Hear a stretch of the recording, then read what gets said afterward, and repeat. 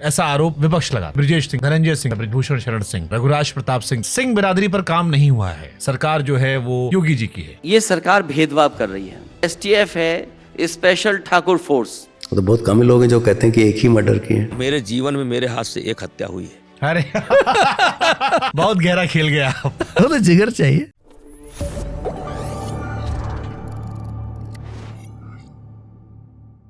UP में क्योंकि कई सारे लोग ऐसे हैं जो ठाकुर बिरादरी से भी हैं, जैसे ब्रिजेश सिंह का नाम था, धनंजय सिंह का नाम था।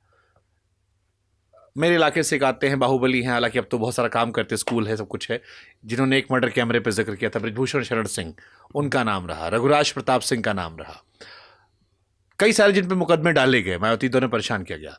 ये आता है कि ये सिंह बिरादरी पर काम नहीं हुआ है, मतलब पुलिस नहीं गई है क्योंकि सरकार जो है वो योगी जी की है, ऐसा आरोप विपक्ष लगाता है। इसमें कोई सत्ता है? नहीं, मुझे तो इसमें कोई सत्ता नहीं। बहुत सारे ऐसे हैं जिन पे कार्रवाई हुई है, बहुत सारे बिरादरी के लोगों। एक तो बिरादरी देख के कार्रवाई होती थी, ये गलत बातें हैं। और जो अगर अपराध करेगा एक्टिव तरीके से, उस पर कार्रवाई होगी। और जब कभी जिसने भी किया है, चाहे गवर्नमेंट किसी की भी रहती है, कार्रवाई तो करनी पड़ती है। कुछ जनरलाइज क्वेश्चन मैंने रखे एंड में आपके लिए। हाँ। कोई एक ऐसा ऑपरेशन जिसका जिक्र आपके परिवार को आज भी डराता हो, जिसका जिक्र आपने किया हो, या आप आज भी आपको थोड़ा सा घबराहट हो जाती हो कि ये बड़ा खतरनाक था? नहीं, मुझे परिवार के तरफ से कभी कोई इस तरह या का आपने परिवार को बताने में संकोच किया हो, कोई एक ऐसा ऑपरेशन जो इतना खतरनाक था, आपको लगा बताएंगे लोग टेंशन ले लेंगे? ये लोग कुंभ की घटना के बाद से थोड़ा सा स्ट्रेस जरूर था, क्योंकि इतनी करोड़ों की संख्या में थी, लेकिन वो भी चीज़ें ऐसी नहीं थी जो कि बियॉन्ड कंट्रोल हो। लेकिन प्रेशर तो घर वालों पे भी रहता है, और ऐसे हाई प्रेशर जॉब में कोई आप पे प्रेशर बोलता नहीं है, लेकिन आप सेंस कर सकते हैं कि सभी लोग स्ट्रेसफुल है। कितना कॉम्प्रोमाइज करना पड़ता है आपकी वाइफ को, बच्चों को, जब आप एक ऐसी नौकरी में होते हैं? नहीं, उनके सहयोग के बिना तो सक्सेस संभव नहीं है।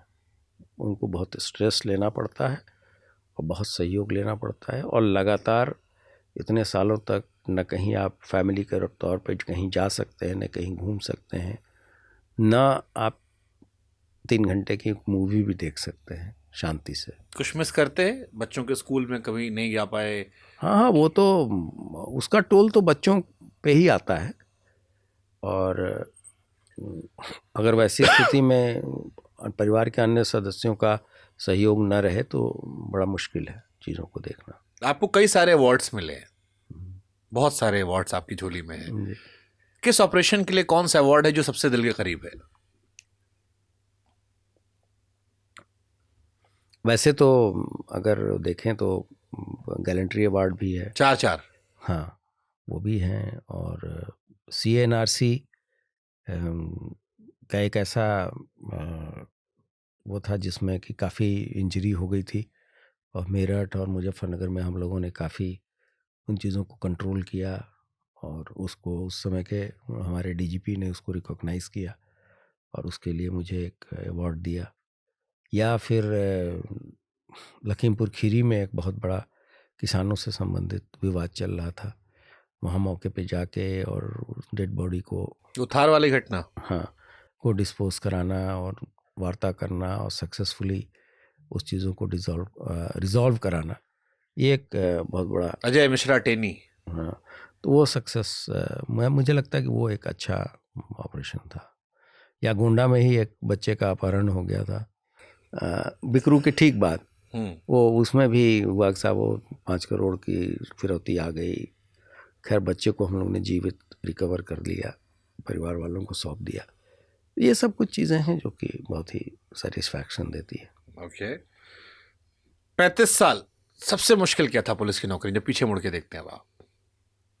मुझे लगता है जो SP शिप है वो काफ़ी चैलेंजिंग होती है। जितने दिन आप जिले के इंचार्ज रहते हैं वो काफ़ी टफ असाइनमेंट रहता है, और उसमें थोड़ी मैच्योरिटी की भी कमी रहती है। और उस समय अगर आपके अच्छे सबॉर्डिनेट या अच्छे बॉसेस ना हो तो भटकाव की स्थिति आ सकती है और वो काफ़ी स्ट्रेसफुल समय रहता है। तो एसपी या इंस्पेक्टर से डीजीपी बनने में सोच में क्या फर्क आता है? दायरा बदल जाता है ना। एज एसपी आप केवल आदेशों का अनुपालन कराते हैं, आप इम्प्लीमेंट करते हैं आदेशों को, और डीजीपी मुख्यालय पे जब आप रहते हैं तब आप स्ट्रैटेजिक डिसीजन लेते हैं, जो चीज़ें एसपी इम्प्लीमेंट करता है। तो शासन और आपके द्वारा विभाग को कैसे चलाया जाए इसकी स्ट्रैटेजी तय होती है और उसके आदेश जारी होते हैं, उनको एसपी लेवल पे इम्प्लीमेंट किया जाता है, और जो बीच की कड़ी होती है वो उन चीज़ों को मॉनिटर करती है। तो दायरा बदल जाता है। ओके। कुछ ऐसा है जो किताब में नहीं लिखा आपने? कम से कम कह तो दीजिए बहुत सारा। वो तो कुछ चीज़ें ऐसी हैं जो कि पुलिस वालों के पुलिस वाले के साथ ही जाती है, वो तो किसी को पता नहीं होती। कुछ प्रोफेशनल सीक्रेट्स रहती हैं जो हमेशा सीक्रेट ही रहती पीछे मुड़ के अगर दोबारा नौकरी शुरू करनी हो, फिर से ये पुलिस की नौकरी करेंगे?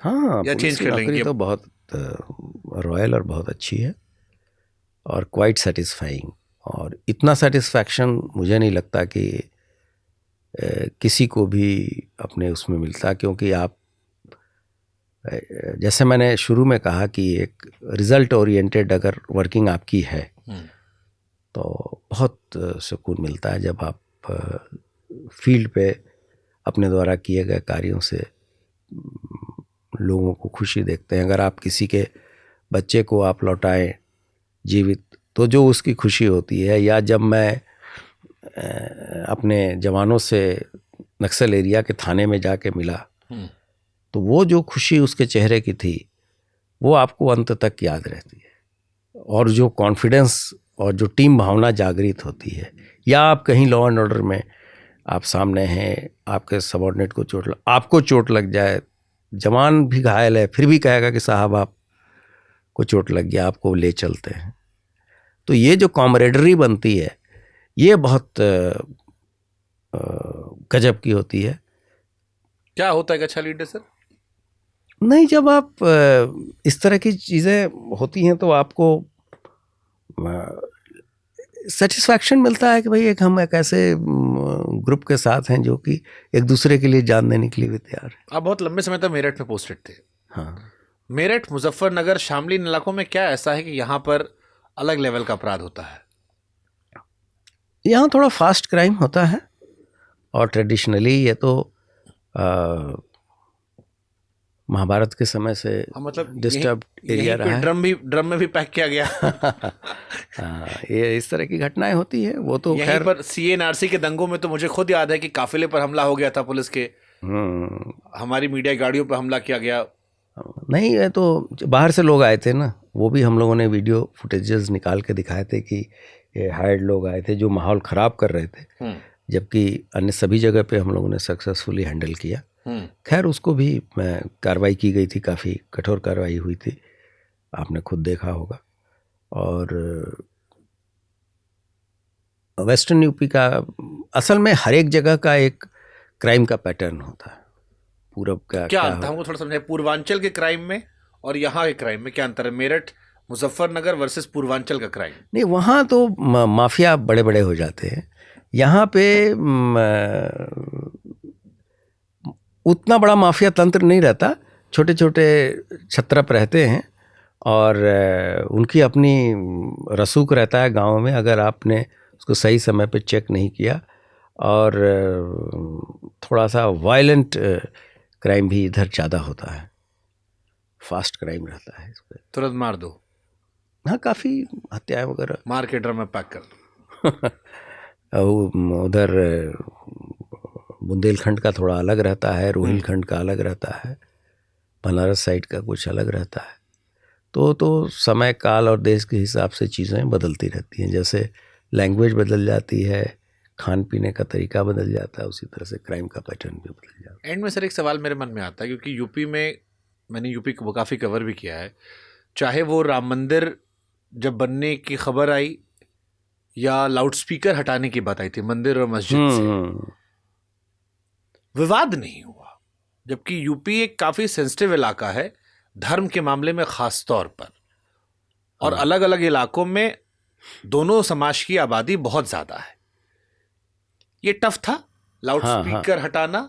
एक बहुत अच्छी चीज़ जो वर्तमान सरकार ने चलाया कि संवाद से समाधान, निगोशिएशन, कंटिन्यूअस आप टॉक करें सभी स्टेक होल्डर से, और ये बताएं कि ये किसी वर्ग विशेष, किसी धर्म विशेष के खिलाफ नहीं है,